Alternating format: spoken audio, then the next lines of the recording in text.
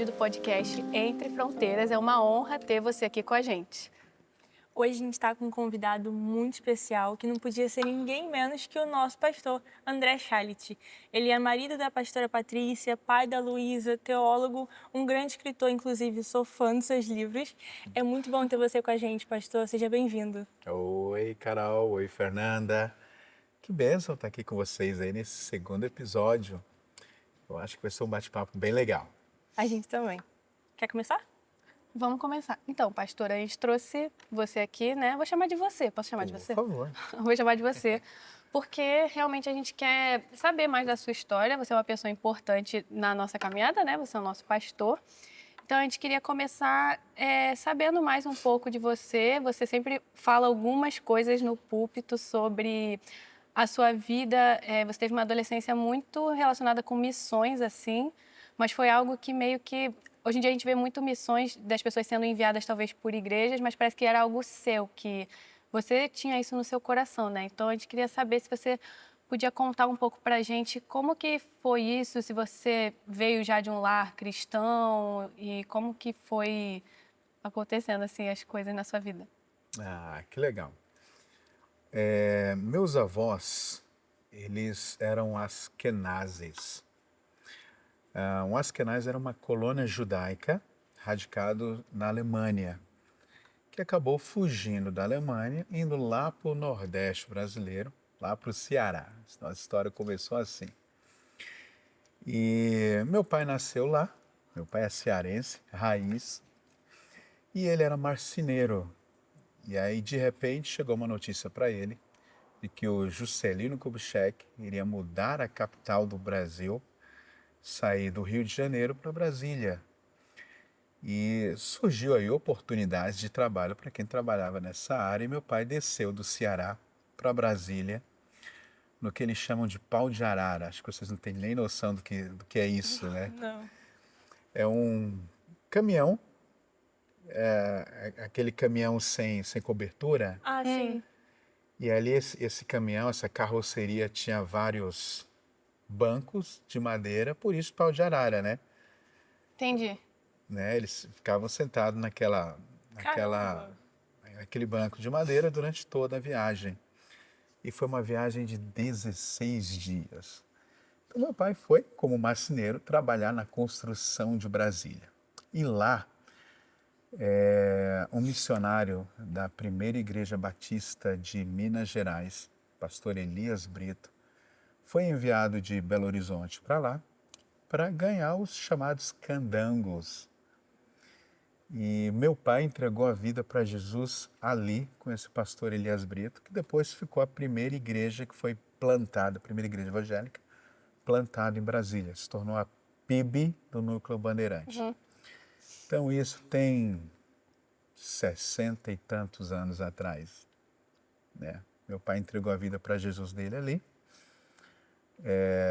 fez o seminário da época, se tornou pastor. Meu pai é pastor há 51 anos, está com 84 anos de vida hoje, continua pastoreando em Brasília. E eu cresci nesse contexto da igreja local. A nossa casa não tinha outro assunto senão Jesus, evangelização, plantação de igrejas, missões. Quando sentava à mesa para comer com a família, o assunto era igreja. Quando tinha um aniversário de alguém, sempre tinha uma palavra, né? Um aniversário meu, do meu irmão, dos meus pais. Sempre tinha uma pregação expositiva, né? Uma pregação bem batista. Então eu cresci nesse contexto. Então, graças a Deus, Jesus alcançou o meu pai e através do meu pai, a gente cresceu nesse contexto de igreja. E na igreja fui de tudo, né? Fui do teatro, meu primeiro ministério foi o teatro, eu tinha 7 aninhos, Caramba. que eu interpretei Jesus no Nossa, teatro. que responsabilidade. Então, trabalhei com teatro na igreja, trabalhei com música. Pode não parecer, mas eu sou um roqueiro, né? Tinha cabelo comprido e tudo mais, até umas histórias engraçadas dessa época. Mas trabalhei com música na igreja de louvor, depois trabalhei no Ministério de Evangelismo, Me tornei pastor, depois que eu fiz o seminário, me tornei pastor, depois fui líder do Ministério de Missões. Então, e hoje nós estamos aqui. Já tive uma experiência transcultural aqui em Portugal em 2009. Uhum. Fiquei 2 anos aqui em Portugal e daqui para a Suíça fiquei 1 ano também. Depois retornamos para o Brasil para uma necessidade da igreja. Mas a gente chama evangelismo e missões porque a gente nasceu nesse contexto. Ah, Cara, entendi. que Mas loucura. assim, teve algum momento, porque eu não nasci em lar cristão, né? Na verdade, eu e meus pais, a gente se converteu todo mundo junto quando eu tinha 14 anos. Então, eu vejo muita gente que nasceu em lar cristão que diz que cresceu ouvindo de Jesus, mas que chegou um momento da história da pessoa que não era mais o Deus dos pais dela. Ela começou a conhecer o Deus dela, ter a experiência dela. Então, teve algum momento assim que você viu que não é o Deus dos meus pais, é o Deus que eu agora estou experienciando? Eu tive muitos encontros com Jesus. Quando eu era criança, eu orava muito. Antes de dormir, eu tinha um hábito de se ajoelhar na cama e passava ali alguns bons momentos, como criança mesmo. 7, 8 anos, eu sempre orei bastante. E sempre tive várias experiências com Deus. Mas teve uma experiência que eu tive com outros 2 amigos. Eu tinha lá meus 15 anos. E a gente tinha um hábito, né, eu estudava pela manhã, passava em casa, almoçava e ia encontrar com os meus amigos na igreja. Então essa era a nossa diversão, né? A gente se encontrava na igreja e brincava na igreja e esperava lá até o culto acabar, depois do culto eu ia embora para casa. Mas num desses dias a gente decidiu orar. A gente combinou o seguinte, ó, se a gente só fica conversando aqui as mesmas coisas, vamos fazer um negócio diferente hoje, vamos orar. Então a gente subiu lá na plataforma, lá no altar, e a gente abriu a Bíblia e começamos a discutir, né, falar da Bíblia. E depois que a gente teve ali um devocional, a gente decidiu orar. E ali nós três tivemos uma experiência muito profunda com Deus. Experiência com o Espírito Santo muito marcante. Eu particularmente senti completamente cheio de Deus. É como se eu tivesse perdido o controle, mas ao mesmo tempo eu sabia de tudo que estava acontecendo com o meu corpo. E quando acabamos ali aquele momento, que deve ter durado ali umas 5 horas de oração, passou muito rápido. Para nós, assim, mas foi mais ou menos umas 5 horas de oração, né, de muita lágrima, de muito pedido de perdão, mesmo sem entender muito a prática bíblica teológica, né, da vida cristã, a gente estava ali pedindo perdão por pecados do passado, do presente, até pelos pecados do futuro a gente estava ali pedindo perdão. Eu sei que quando terminou aquele momento, a gente estava desejoso para falar de Jesus. Então a gente pegou os panfletozinhos e foi na porta da igreja e fomos evangelizar as pessoas que passavam na porta da igreja.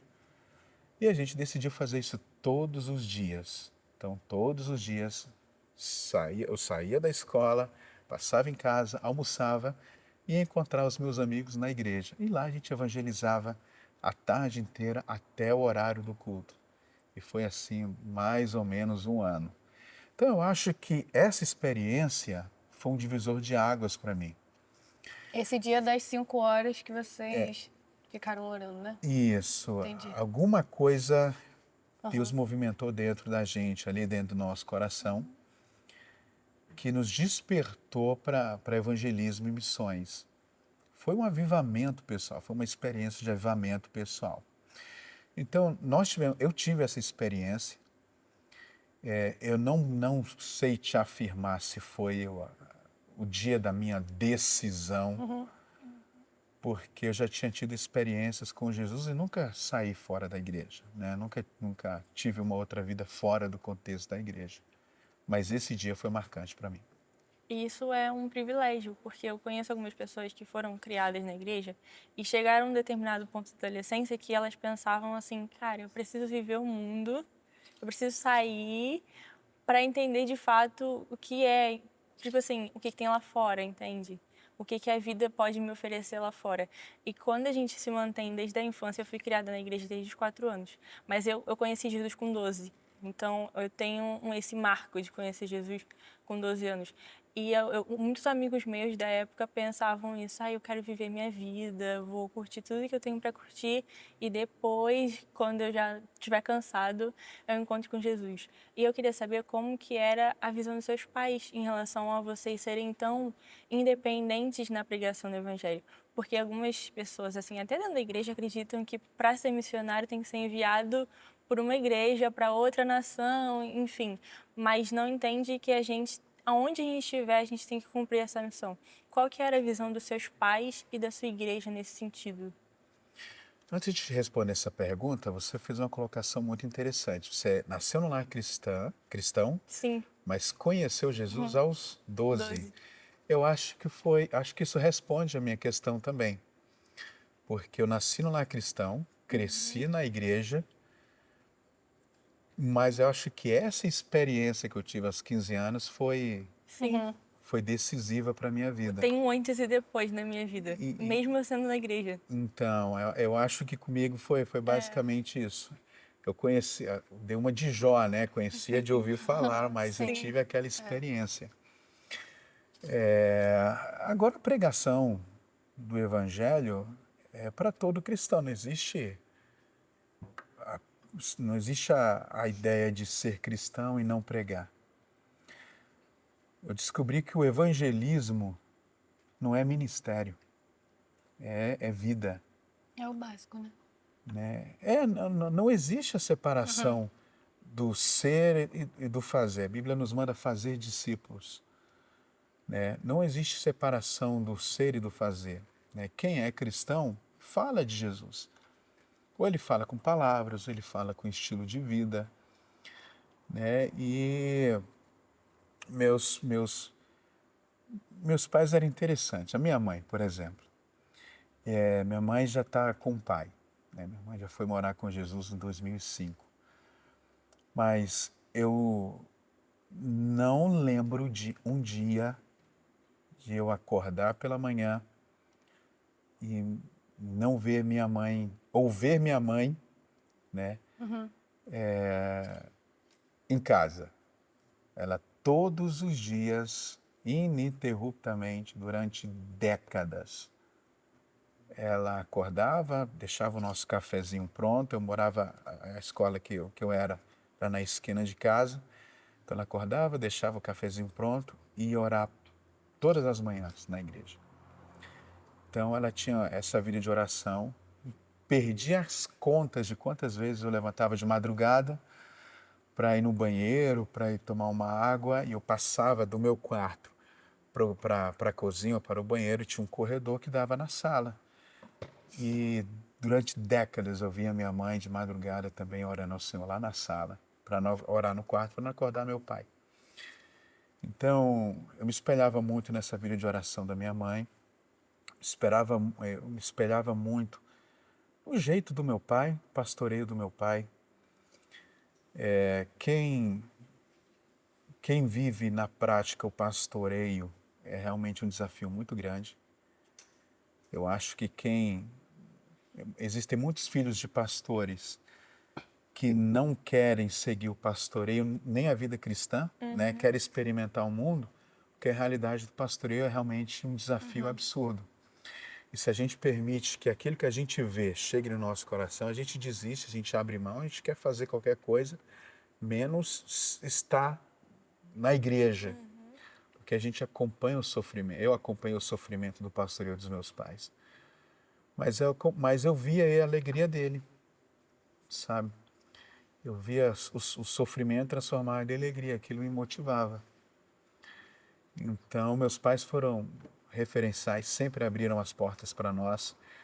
E eu acho que ele, de vez em quando, eu estava lá evangelizando, meu pai passava, eu vinha sempre um sorrisinho no rosto dele. Eu acho que ele gostava daquilo que a gente estava fazendo. Mas você acha que o fato de você ter acompanhado seu pai, porque eu até me lembro uma pregação que você disse que foi com ele, eu não lembro se foi na adolescência, que você foi na casa de uma pessoa que estava sempre endemoniada, né? Sim, Então, você sempre acompanhava o seu pai e hoje, sendo pastor, você vê como isso Deus usou para te preparar também, eu imagino. sim, essa experiência foi uma experiência espiritual muito forte, inclusive, porque eu tinha ido para a igreja e os meus amigos nesse dia ali não foram. Então, eu fiquei na igreja brincando ali no ministério infantil, essas coisas, e ligaram para ele porque tinha um jovem possesso por espíritos malignos. Então, para não ficar sozinho na igreja, ele me chamou para ir com ele. Então, quando chegamos na casa desse rapaz, ele olha para a gente, ele pega um copo, no Brasil fala copo americano, um copo pequenininho de vidro. Ele pega aquele copo e começa a olhar para nós Nossa. e mastiga como se fosse um biscoito creme cracker. Só que eu olhei aquilo e não fiquei assustado, não fiquei com medo. Eu sabia que Deus estava ali com a gente. Mas você tinha quantos anos, mais ou menos, nessa Eu era época? muito novo, talvez 12 anos, não sei, eu era muito novo, muito novo. Mas eu não me assustei com aquilo. Eu tive várias outras experiências espirituais com meu pai nessas visitas. Teve uma ocasião que, num culto de quarta-feira, uma mãe de santo entregou a vida para Jesus. E no final do culto pediu para o meu pai visitar lá a casa dela no outro dia para ver o que ela tinha que desfazer ou não. E nós fomos, eu fui com meu pai nesse dia, nunca me esqueço. Nós entramos na casa, tinha a casa na frente, tinha um corredor que levava para os fundos da casa, onde ela fazia lá os trabalhos dela. E no corredor tinha um monte de imagem, um monte de quadro, de vários demônios lá da macumba. Então nós entramos na casa, ela foi conduzindo a gente pelo corredor, e na medida que a gente andava pelo corredor, as coisas iam caindo, sem ninguém tocar. As Nossa. imagens caíam. Caíam que se arrebentavam no chão, quebravam no chão, as imagens, os quadros. Então era a gente passando e atrás de nós as coisas caindo. Então eu era pequeno, via aquelas coisas, mas eu não me assustava. Quando eu via aquelas imagens caindo, eu falava, a gente está bem, Deus está com a gente aqui, então está tudo certo. Então eu tive várias experiências espirituais com meu pai.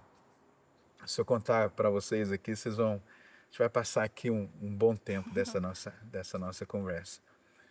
Mas ele foi minha grande inspiração. E aí, quando a gente começou a evangelizar nas ruas, que surgiu aquela ideia que eu compartilhei hoje no culto, de ir para no Brasil, Brasília, a gente chamava de assentamento. Não era exatamente uma comunidade ou uma favela. Eu acho que era algo pior do que isso. Porque era um grupo de pessoas que não tinham onde morar e decidiu construir barracos num lugar extremamente precário, no lugar mais precário que você possa imaginar. E eu e esses dois amigos que tiveram essa experiência junto comigo, a gente conversou e decidiu, vamos falar de Jesus lá naquele lugar que estão falando, que tem um assentamento. E quando nós chegamos lá, tinha, de fato, vários barracos, uma realidade de pobreza que até então a gente não conhecia. E na primeira casa que a gente chegou, tinha gente endemoniada. A gente caía possessa por espíritos malignos. Só que como eu já tinha tido as experiências com meu pai e presenciado o poder de Deus na libertação daquelas pessoas, a gente não tinha medo do que a gente presenciava. Então a gente falava de Jesus, pessoas caíam possessas, a gente expulsava esses demônios, ia para o barraco seguinte, ia para o barraco seguinte. E aí foi muito legal. Foi uma semana, de segunda a sexta. Na sexta-feira, a gente pegou as economias que a gente tinha, pedimos emprestados ali para os amigos nossos, alugamos um ônibus, mandamos um ônibus para lá, para que essas pessoas que a gente evangelizou pudessem ir para a igreja. E aí a gente encheu esse ônibus, levou para o culto da sexta-feira, houve um mover de Deus ali extraordinário. Nossa, incrível. E dali surgiu uma célula que se tornou uma igreja, né? Fruto desse trabalho desses três meninos. E tudo partia de vocês. Tudo Vocês. iniciativa Entendi. nossa. E aí isso era na época da escola, né? Na época da E escola. aí depois, aonde que surgiu? Como que foi o seu chamado pastoral? Então, na minha juventude, aí tá, depois que passou tudo isso, eu conheci alguns amigos que gostavam de rock. E aí a gente foi partir para esse lado, né? Não, vamos estudar música, vamos aprender a tocar, compor, a cantar, e a gente acabou tendo uma banda de rock em Brasília. E a minha intenção era seguir nessa jornada musical, Mas né? era rock. Rock evangélico, Ah, sim, rock ok, cristão. entendi. Apesar que tivemos uma história tanto engraçada, que nós ensaiávamos no estúdio em Brasília, e sempre depois do nosso ensaio chegava uma banda de rock católica para ensaiar. E um dia teve um acidente lá com o vocalista deles, e eles me chamaram, olha, a gente está com esses shows aqui. Era uma banda católica muito conhecida na época.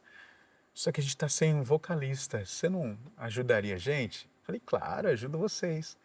Mas escondido, né? Logicamente.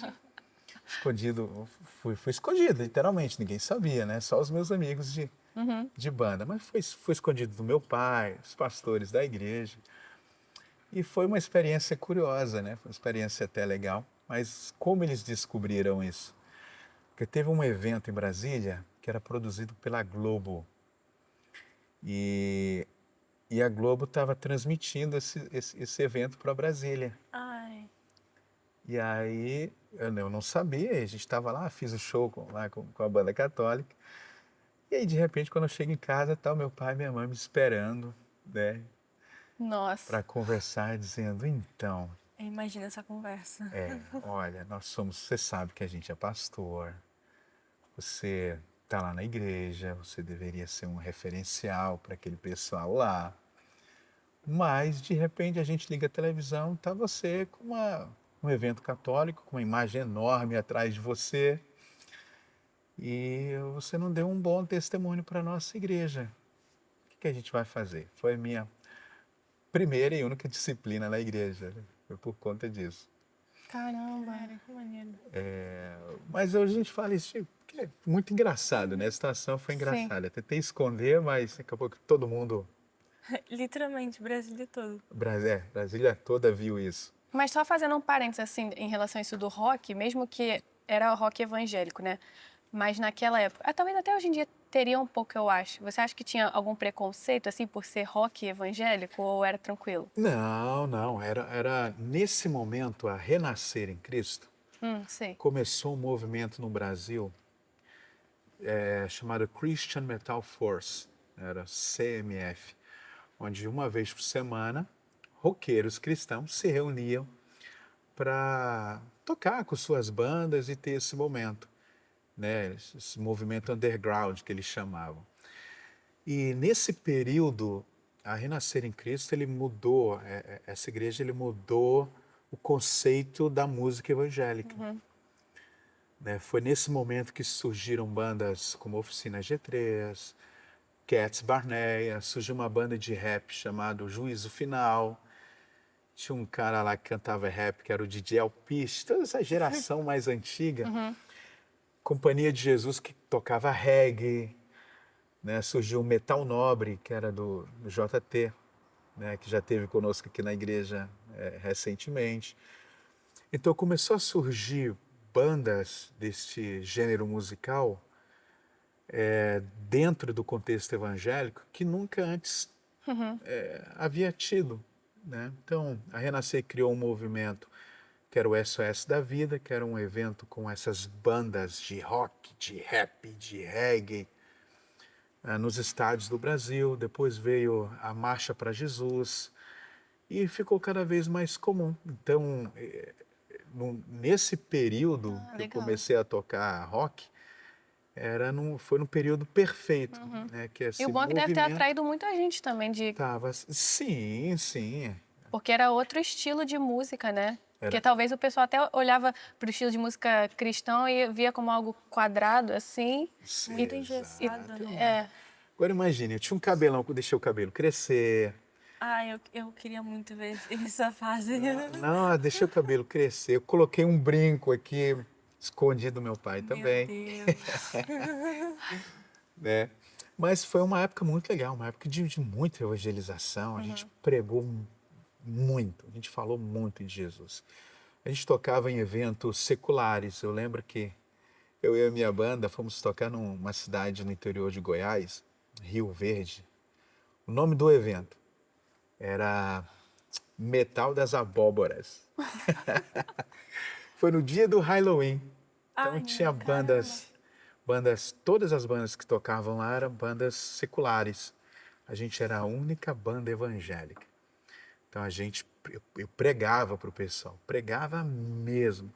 Aí via aqueles roqueirão grandão assim, uns xingavam a gente, outros choravam, outros no final vinham falar com a gente, muitos desviados, muitos filhos de pastores desviados que estavam lá usando drogas.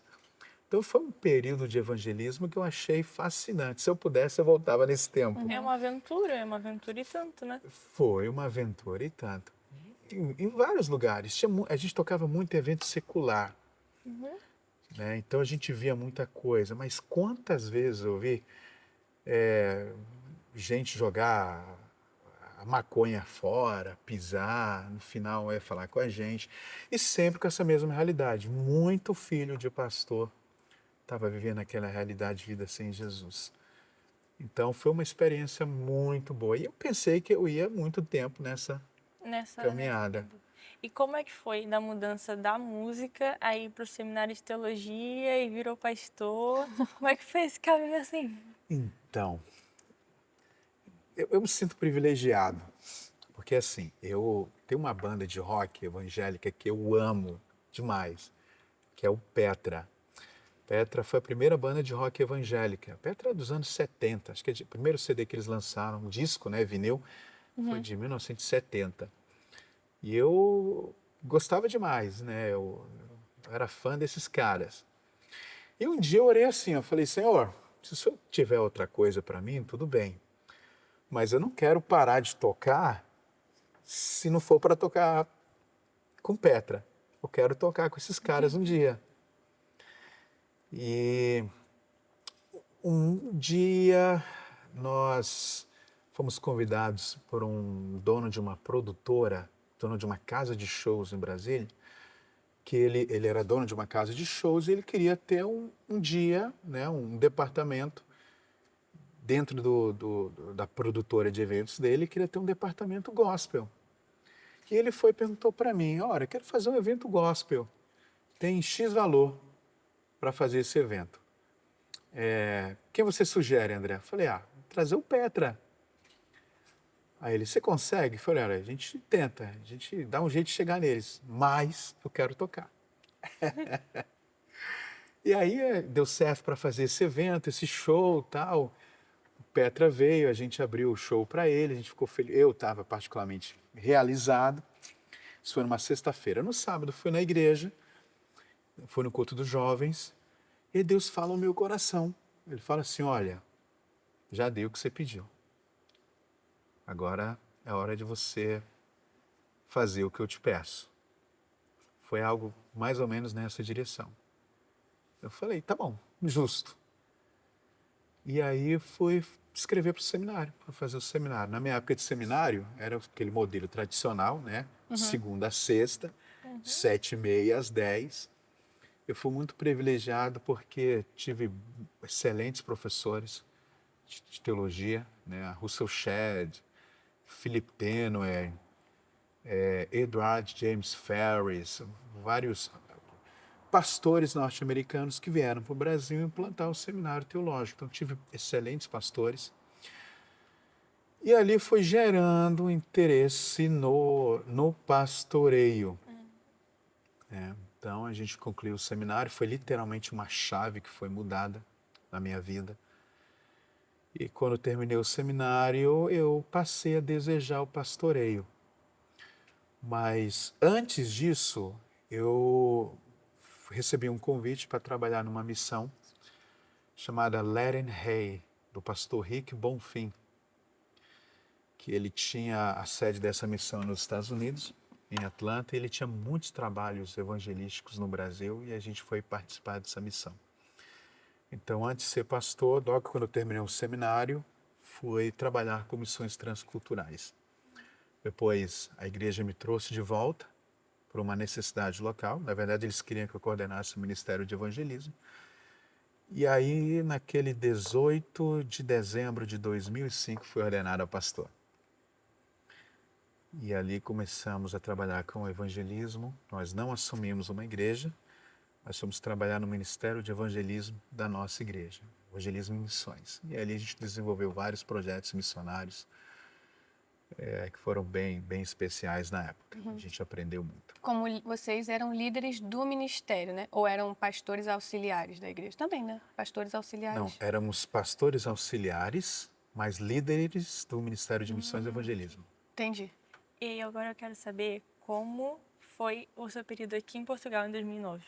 É um período que eu tenho muita curiosidade, porque há muito tempo atrás eu ouço de alguns amigos que não tinha igrejas aqui em Portugal nessa época, que era muito difícil e, enfim, e eu queria entender como é que foi esse período de pastorear uma igreja. Você foi pastor numa igreja aqui? Eu queria saber como é que foi esse período, cultura, como que era a realidade do evangelho aqui nessa época. Me passaram a perna nesse dia. Por quê? Porque quando falaram de uma igreja que o pastor da igreja tinha sofrido um acidente e perdido a visão. Então a igreja que tinha ali na época, 2009, cerca de 55 membros, o que na época era uma igreja relevante, pouco mais de 1 quilômetro dessa igreja tinha uma igreja batista na época, 2009, com 30 anos, tinha 30 membros. Nossa. Na época. Caramba. Então falaram, olha, tem 55 pessoas ali para você pastorear. Mas sem pastor 8 meses, essas pessoas se dispersaram. Então quando eu cheguei aqui, tinha 4 pessoas. Eita. O tesoureiro, que fumava na porta da igreja antes de entrar para o culto. A esposa e a filha, que tinha sérios problemas com demônios. Elas dormiam e amanheciam queimadas, arranhadas, né? Elas tinham experiências espirituais com demônios como poucos que eu já ouvi falar. E tinha uma terceira pessoa, era uma moça que tinha uma bebê pequena, acho que 2 anos, estava grávida, mas não sabia que era o pai. Essa era a minha Eita. congregação. E você já estava com a pastora Patrícia nesse momento? Não. Essa era a minha congregação, gente. Essa realidade. Caramba. 4 pessoas nesse contexto. Cadê todo mundo? Não tinha pastor, todo mundo saiu. Então começou um trabalho de libertação dos 4 e um trabalho de formiguinha de visitar as pessoas. Eu ia para a igreja de manhã e ficava com os panfletozinhos, folhetozinhos na porta da igreja, distribuindo, convidando as pessoas para vir na igreja no domingo, né? Como na época o evangélico em Portugal era desconhecido, né? Que religião é essa? Tinha muitas igrejas, na época tinha a Maná, que era a maior igreja de Portugal, que tinha programa de televisão, tinha tudo, mas ainda assim o evangelho não era tão conhecido como agora, né? Não era tão aceito como agora, sobretudo entre os portugueses. Então, quantas vezes eu estava lá na porta da igreja convidando as pessoas, distribuindo panfletos, o pessoal me xingava, tinha um camarada lá que até queria me bater, né? Me agredir. Enfim, eu passei de tudo, mas foi uma história até curiosa, porque acho que vale a pena contar, porque já passou. Mas quando eu vim para cá, o pessoal que me enviou me deu na época 512 euros, que era o salário mínimo da época, 512.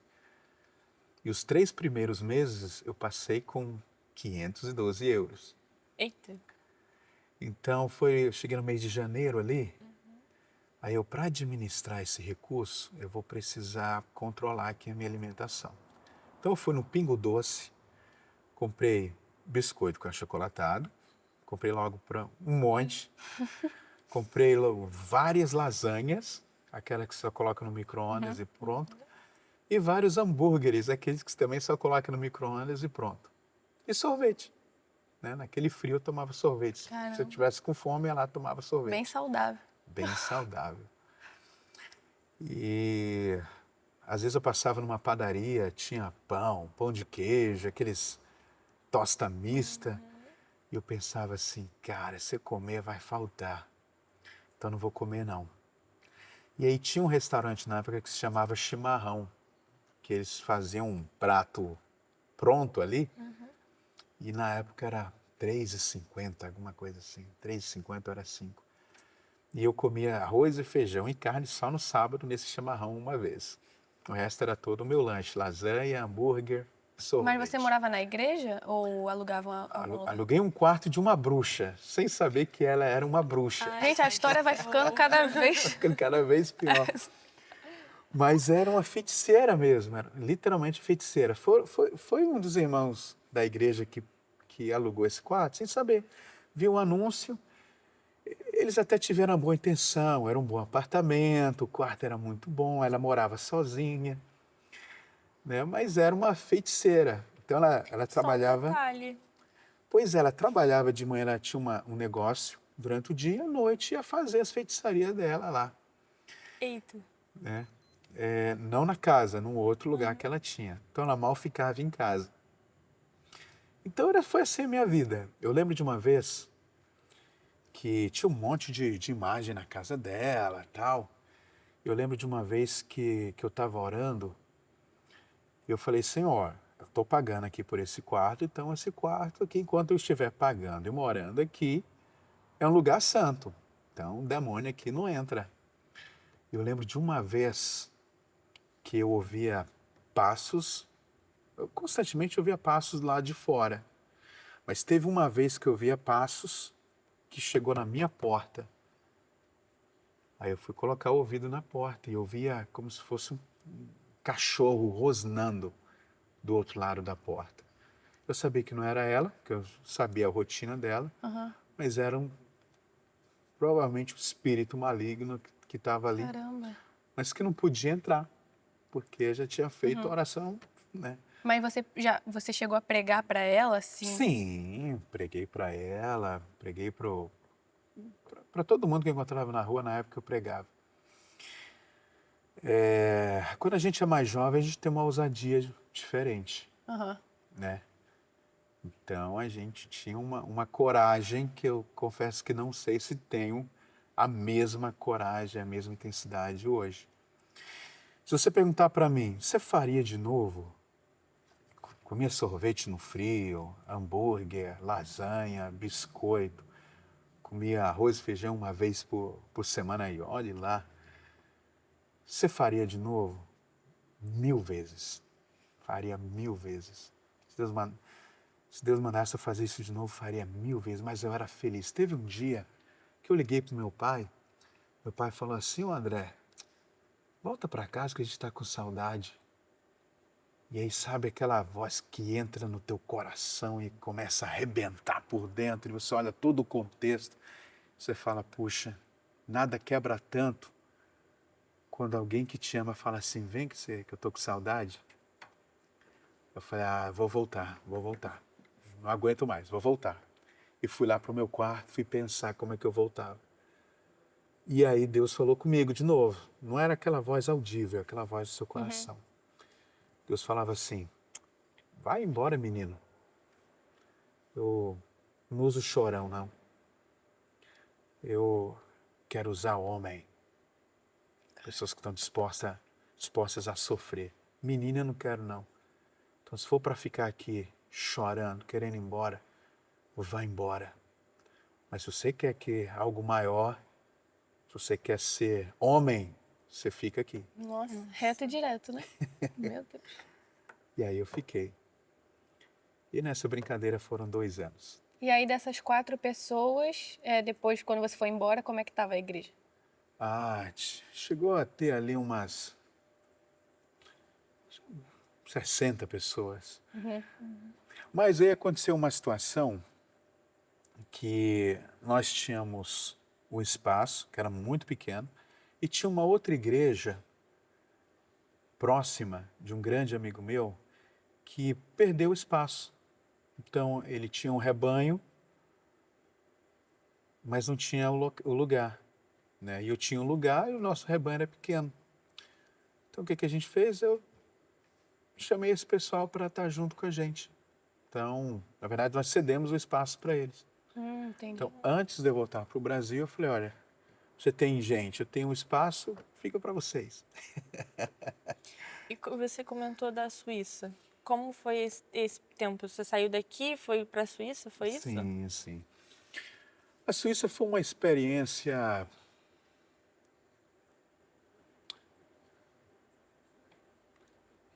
Eu não sei se eu posso dizer que havia um conforto na Suíça que eu não encontrei em nenhum momento em Portugal naquela época, mas eu preferia 1000 vezes o sofrimento de Portugal do que o conforto na Suíça. Eu não falava o idioma, era Lausanne, falava o francês.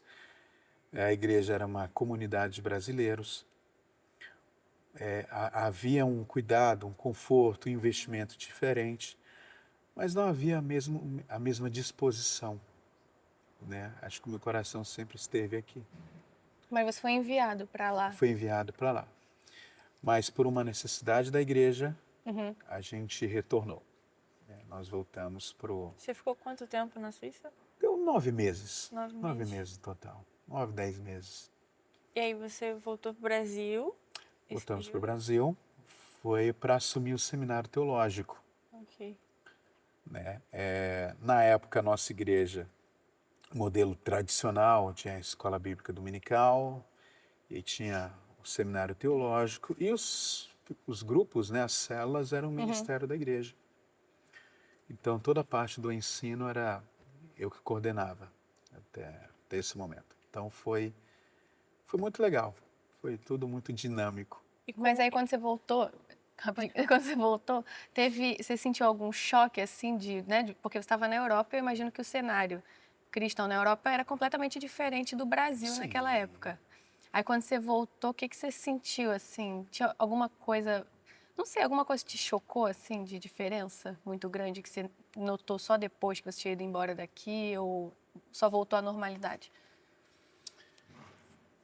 Olha, no Brasil tudo é muito mais... O contexto evangélico é tudo mais fácil, né? Na minha época, por exemplo, de jovens, quem fazia a igreja crescer eram os jovens, né? Então, a proporção era tudo muito diferente, né? A gente via um culto ali com 3.000 pessoas, enquanto uma igreja grande aqui na época era 200 pessoas, 150 pessoas. Né? Eu vi um pastor em Lisboa falar, não, minha igreja está muito bem, nós temos 200 membros. Né? Na Suíça também, né? A igreja grande na Suíça, tinha uma igreja, na época tinha uma igreja suíça, que tinha lá seus 1000 membros, igreja muito boa, mas as igrejas de imigrantes eram todas muito pequenas, né? Num só espaço funcionavam várias igrejas. Então eram horários na época. Acabava o nosso culto, chegava outra igreja com outro culto. Mudava só a televisão com a logomarca Caramba, gente. Caramba. da igreja. E domingo era assim, 10 cultos, 10 igrejas diferentes na Suíça. Então, assim, a realidade é muito grande. Eu voltei com pesar, eu voltei com compaixão da Europa na época. E aí Portugal estava passando por uma crise financeira absurda. Na época, muitos brasileiros, muitos estrangeiros voltaram para seus países porque houve uma crise aqui absurda, né? Uma crise financeira aqui absurda. Foram, se não estou enganado, foram 11 mil desempregos só em 2009, aqui em Portugal. Caramba. 11 mil pessoas que perderam seus trabalhos, fora os não empregados.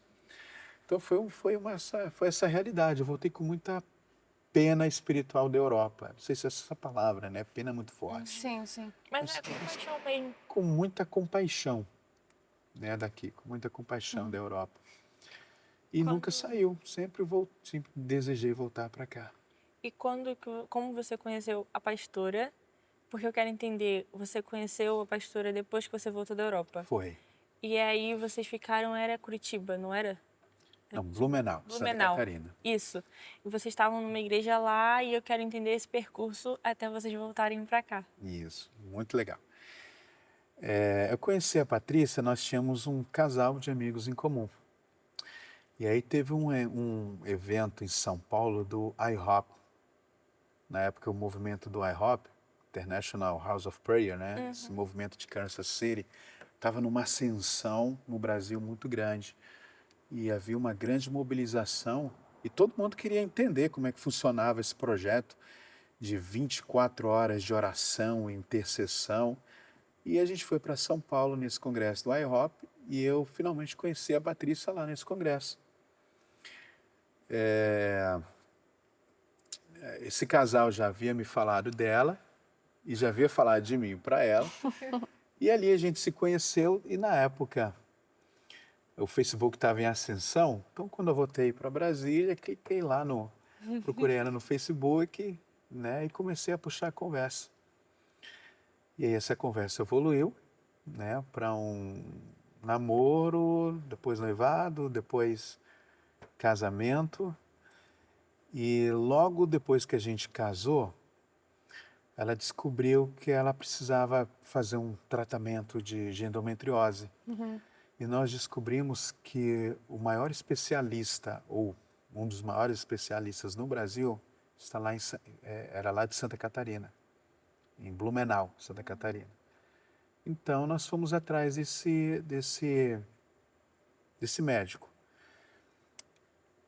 Paralelo a isso, a gente vê algumas movimentações que é só Deus que promove, né? Um grande amigo meu, Dr. Joel Comiskey, guru da visão celular, ele foi no Brasil, eu fui dar uma de intérprete com ele, né, de espanhol para o português. Eu não falo nada em espanhol, mas eu entendo muita coisa. Tem isso no YouTube, gente, vocês vão morrer de rir.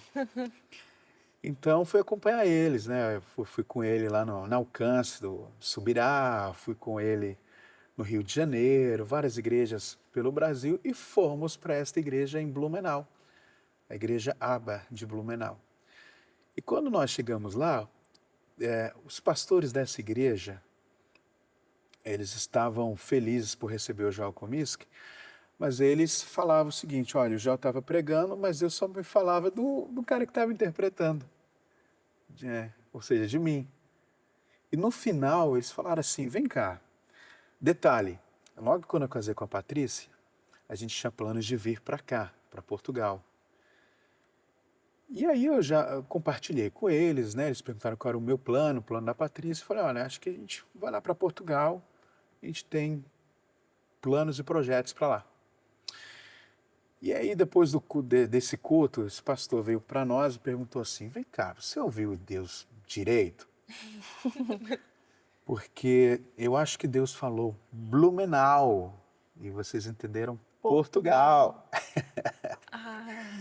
Aí, por quê? Porque eles tinham eles tinham um seminário, um instituto bíblico, que a diretora desse seminário se mudou para Nova Zelândia e precisava de um diretor para esse seminário. Então eles fizeram um convite para a gente assumir esse instituto bíblico lá em Blumenau. Eu pensei: puxa, a Paty está fazendo aqui o tratamento. Aí eu, olha, sabe o que é uma coisa nova? 34 anos da mesma igreja. Vou tentar uma coisa, 34 anos da mesma igreja, mesmo estando aqui, era vinculado à nossa igreja. Falei: vou tentar novos ares. E fomos para Blumenau, né? Conversei com os meus pais, com os nossos pastores e fomos para Blumenau. E nós ficamos 5 anos lá em Blumenau e foi uma experiência fascinante de igreja local.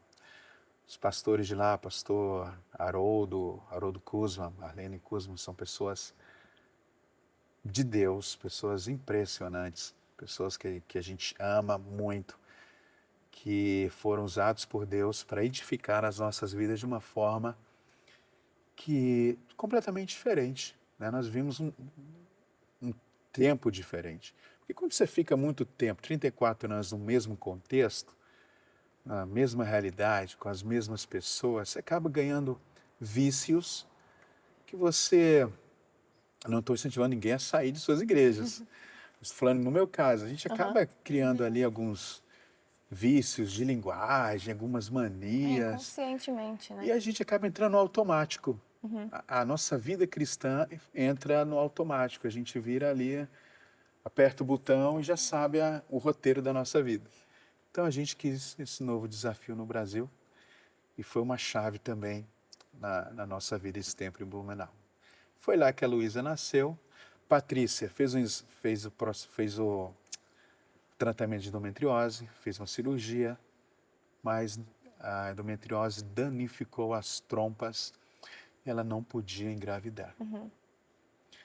Então, aí já é uma outra história muito legal.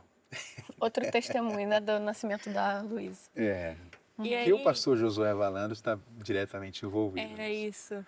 A ponte para Batista Estúdio e Portugal. Porque eu estava aqui no início, né, quando a nossa igreja era uma célula, e era uma expectativa tão grande, vai chegar os nossos pastores, vai chegar, a igreja vai começar e a gente vai andar, não sei o que, crescer. Só que teve algumas questões com documentos, se eu não me engano, e atrasou um pouco. Qual é o testemunho de vocês em relação à sua vinda para cá, de novo? Então, Portugal nunca saiu do meu coração. Eu vou falar uma coisa para vocês. Eu sou um bom batista. E como bom batista, a gente sempre fica com o pé atrás em relação a algumas, como é que eu posso dizer? Algumas palavras de conhecimento, algumas profecias.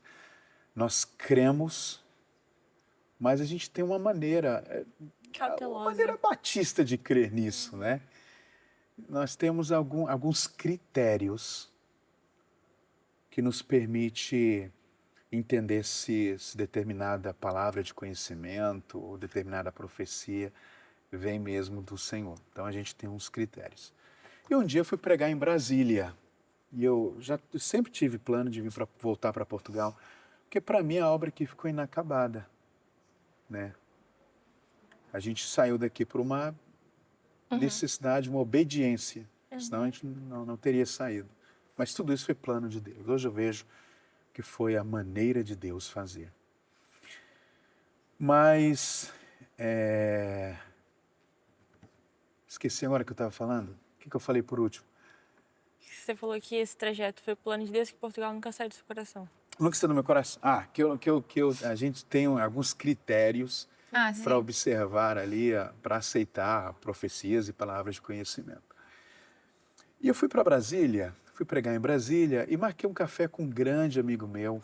Ele, na época, ele era embaixador do Brasil na Argentina, coronel da Força Aérea, uma pessoa extremamente séria, né? Um homem de Deus, pastor, mas assim, extremamente sério, sabe? Militar sério, a posição que ele ocupava, muito sério.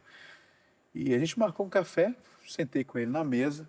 Na verdade, eu cheguei um pouco mais cedo, esperei ele chegar. Quando ele chegou, a gente se cumprimentou. Quando nós sentamos, ele, né, com toda a postura, toda a seriedade dele, olhou para mim assim e falou: "E essa bandeira de Portugal nas suas costas?" Eu nunca tinha conversado nada com ele a respeito. Aí eu: "Me explica melhor." Aí ele: "Não, estou vendo uma bandeira de Portugal nas suas costas. E tem algumas coisas ainda. Deus está me falando aqui que você não conseguiu comprar teu apartamento lá onde você está morando em Blumenau, né? É Deus que não está deixando você comprar. Os recursos que você tinha, acabou, né? Foi Deus que tirou de você para você não cair na tentação de comprar." E foi falando coisas que só eu e a Patrícia sabia. Só. Mas sempre voltado para ministério. Então aquela conversa com ele reacendeu, eu já tinha o desejo de vir para cá, mas reacendeu essa chama de voltar. Então eu voltei para Blumenau, fui conversar com os meus pastores lá, falei, olha, vocês não querem abrir uma igreja em Portugal? Me envia para lá. Comecei a orar a Deus nesse sentido. E um dia eu falei, Senhor, me ajuda a resolver minha vida aqui. Porque meu coração está queimando por Portugal. Eu sei que existe lá um trabalho a ser feito, mas eu não sei como ir. Não sei como fazer. A Roslen, pastora Roslen, foi pregar lá. E aí, num momento da sua pregação, ela para a pregação, olha para mim e fala, ô André, se preocupa não que a ligação vai chegar. O convite vai chegar e o recurso vai chegar. Você vai saber como isso que você está orando vai acontecer. Caramba, Deus estava direcionando tudo, assim, usando as pessoas. Usando as pessoas. E a pastora, como é que ela estava em relação a isso de vir para Portugal? Não, detalhe, ela nunca quis sair do Brasil. Nunca. Nós já viemos para cá algumas vezes a passeio, de férias. E ela nunca quis sair.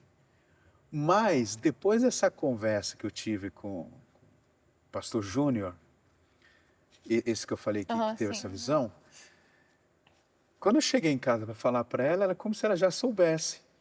Ela, sabe que eu estou gostando da ideia? É que incrível como Deus faz. E Deus começou a mudar o coração dela também, porque até então ela nunca saiu do Brasil.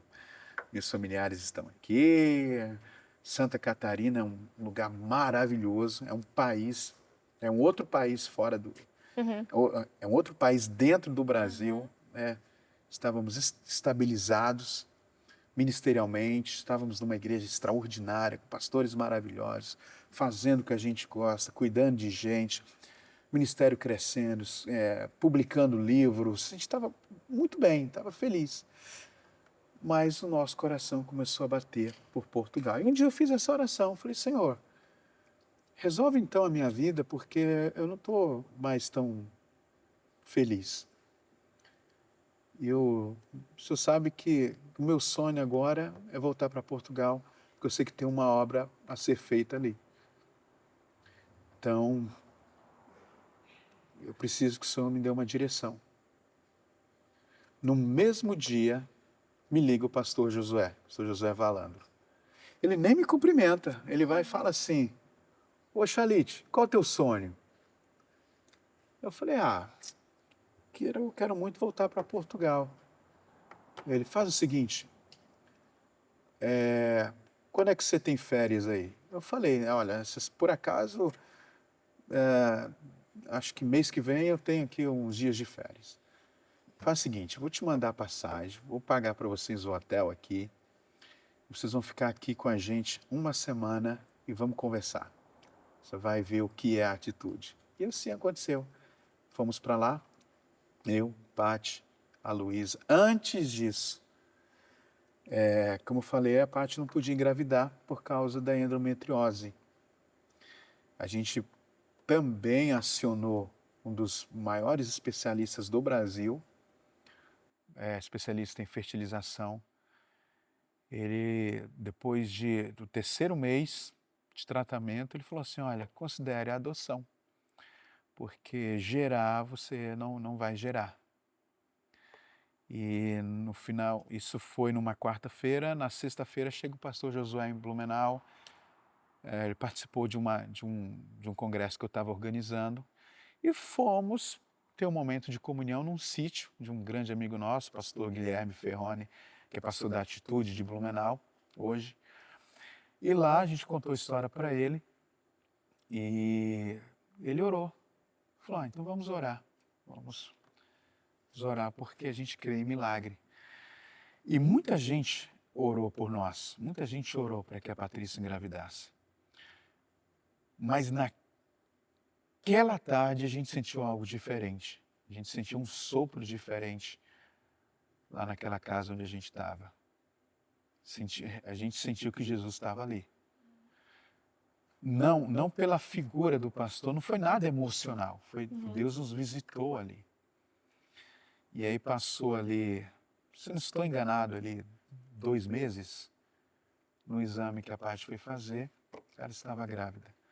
E aí veio a Luísa. Então esse acontecimento nos aproximou muito aproximou a gente do pastor Josué, que ele é parte dessa realização do sonho de termos um filho, né? E aí veio a Luísa. Então isso nos aproximou, criou um vínculo. Até o dia que o pastor José foi e fez essa ligação. Né? Qual é o teu sonho? Falei para ele. A gente foi para a Barra da Tijuca. E, gente, se eu contar para vocês não acreditam. Vocês não acreditam.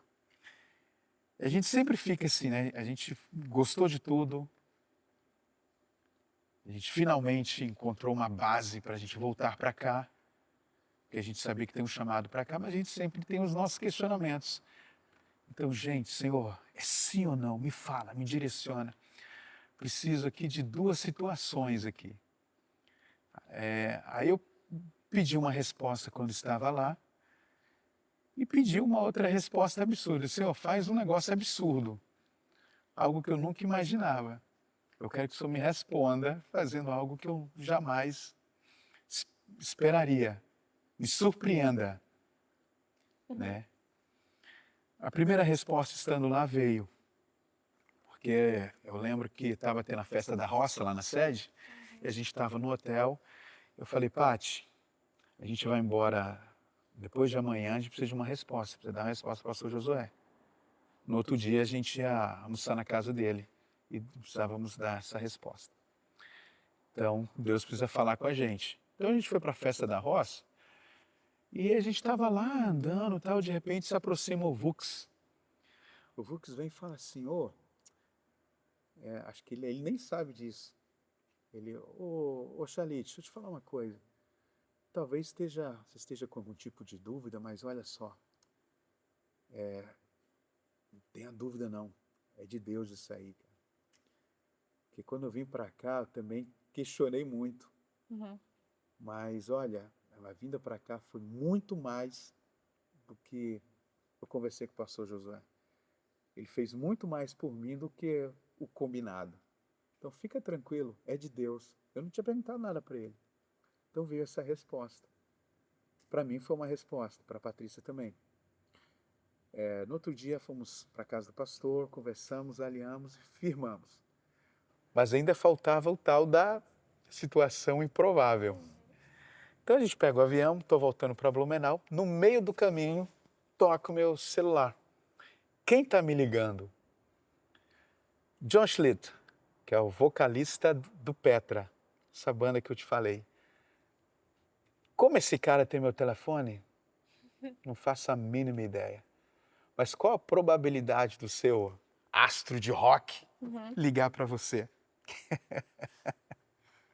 Sabe, a situação improvável, mais improvável, menos esperado, aconteceu.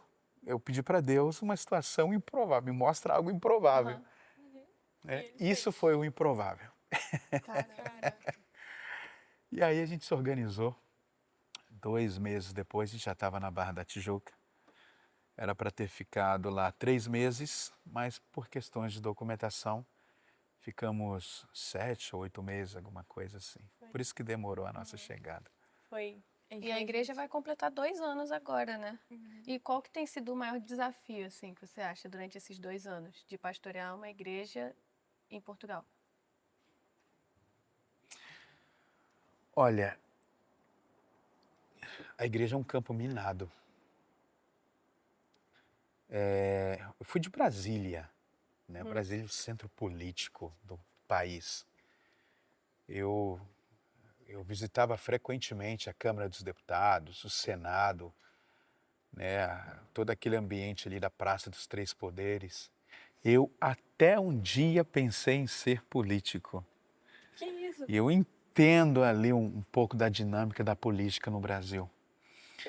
E eu afirmo para vocês que nem o Congresso Nacional, com toda a confusão que existe, é tão complexo quanto uma igreja local. Porque lá tem os seus conchavos. Lá você identifica a partir de um partido quem você conta, quem você não conta, quem é honesto, quem é desonesto, quem confia, quem desconfia. Então a gente entra lá, a gente já sabe mais ou menos como se tem um jogo de cintura, né? Se faz uma boa política. Mas quando chega na igreja, você tem um conjunto de princípios que são imutáveis e únicos para um grupo de pessoas que têm diferentes formações acadêmicas, diferentes temperamentos, diferentes perfis, diferentes formas de criação. Muita gente ferida, muita gente sarada, muita gente bem resolvida, muita gente mal resolvida emocionalmente, financeiramente.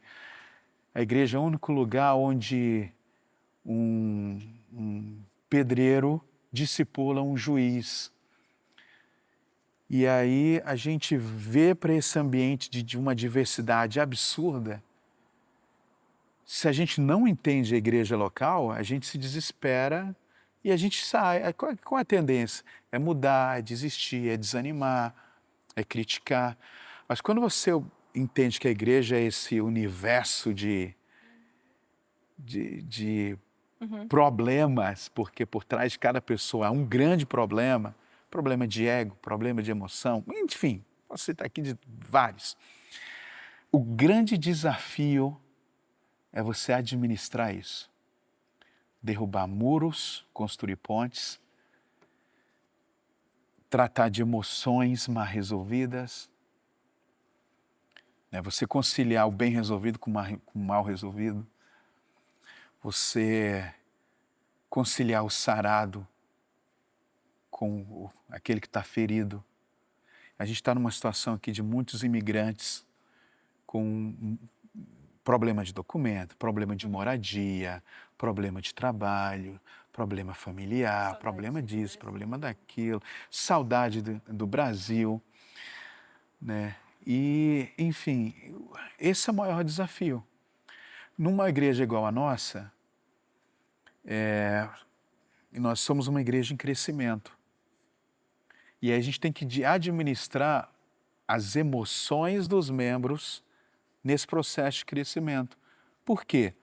Porque o meu nível de contato, de relacionamento com os membros que começaram é diferente de hoje. Por quê? Porque no começo, a Carol está lá, Carol está no primeiro culto, a gente tinha 20 pessoas no primeiro culto, 22 pessoas no primeiro culto. Eu lembro da primeira reunião que a gente destrinchou assim, mais ou menos 15 vezes brincadeira. A gente teve a primeira reunião, tinha umas 15 reuniões. Mas tô nem isso. Acho que nem isso. Acho que nem isso. Então, o que acontece? A gente teve essa reunião, teve o primeiro culto, e a gente estava ali, tinha um relacionamento mais próximo. Só que a igreja vai crescendo, vai vindo mais pessoas, novas necessidades vão surgindo, e o contato com os primeiros já não é mais igual. Porque antes nós tínhamos 15, agora a gente está com 300. Só que na cabeça desses aqui, não é assim, sabe? Não, tinha que estar mais, o pastor tinha que estar mais perto. Mas é porque não dá. Então a gente administra emoções aqui, administra emoções dos antigos, dos que começaram, a gente administra emoções dos que estão chegando, a gente administra tudo, enfim, pessoas que querem crescer, pessoas que não querem crescer. Tem gente que quer servir demais, tem gente que quer muito ministério, tem gente que não quer, tem gente que só quer congregar. Então, o grande desafio do pastoreio é esse, é você... Pessoas não é uma ciência exata. Sim. É você... quando a Bíblia fala, andarão dois juntos se não estiverem de acordo. Andar juntos não é pensar igual. Eu não espero que toda a igreja pense igual. Andar junto não é que todos vão fazer a mesma coisa. Mas andar junto é, eu renuncio um pouquinho aqui, você renuncia um pouquinho aí, por uma causa maior. E Cristo é essa causa maior. Mas a gente tem que estar preparado para o pior. Sim, foi um conselho que eu recebi no dia da minha ordenação. Perguntei para um amigo, pastor, que conselho o senhor me dá? nessa jornada pastoral. Ele falou, espere o pior. Porque se você espera pelo pior, quando o pior chega, você já não se surpreende, você já não se fere. É forte Teu isso. coração já está blindado. Mas em relação a os desafios, porque até para as pessoas entenderem, né, que nós somos uma igreja aqui no Porto e acaba que muitos brasileiros vêm para cá porque se identificam com a gente ou saem lá da Atitude do Brasil e vêm para cá.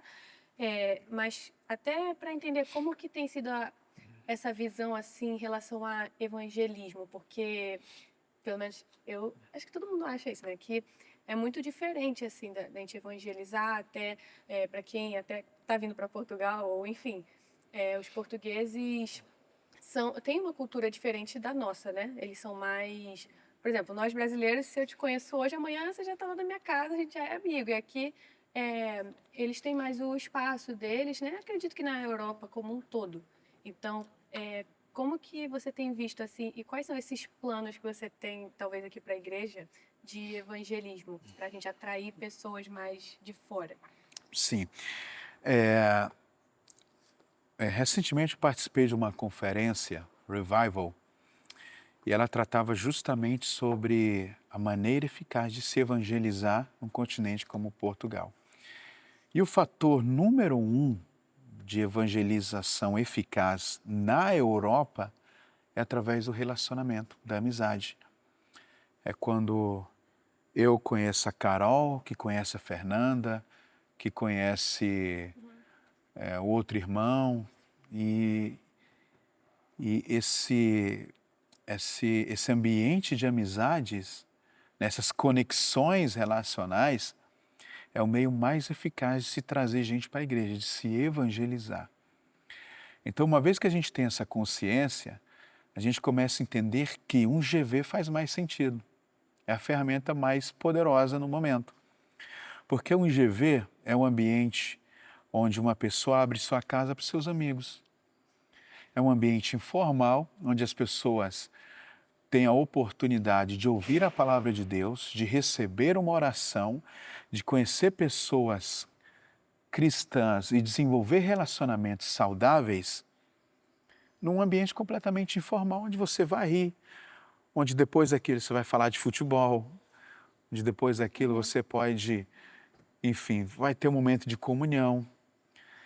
Então, eu acredito que o GV é a ferramenta de Deus para este tempo, para essa geração aqui de europeus, de portugueses.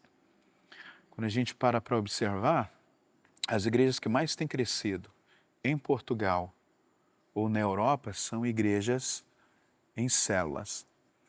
Tem as igrejas de programas que também crescem bastante, só que não permite aquele vínculo, né, aquela família que a gente deseja ter aqui na nossa igreja.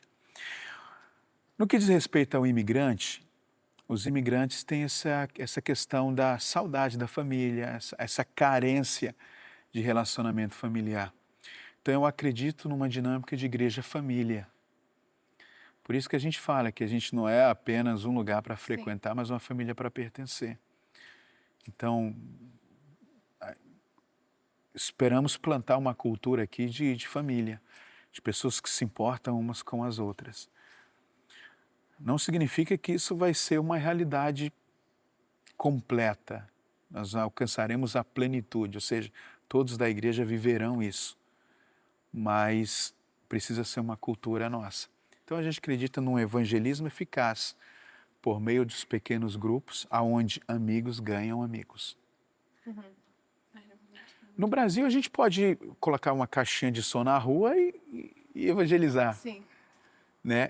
Durante muito tempo, eu coordenei um projeto chamado Atitude 1.8, vem de Atos 1.8, e a gente evangelizava cidades com menos de 5% de evangélicos, enchia o ônibus de seminaristas e levava para as cidades. Era muito fácil, a gente chegava nos coretos, montava os nossos equipamentos de som e pregava o evangelho, batia a palma, ia de casa em casa.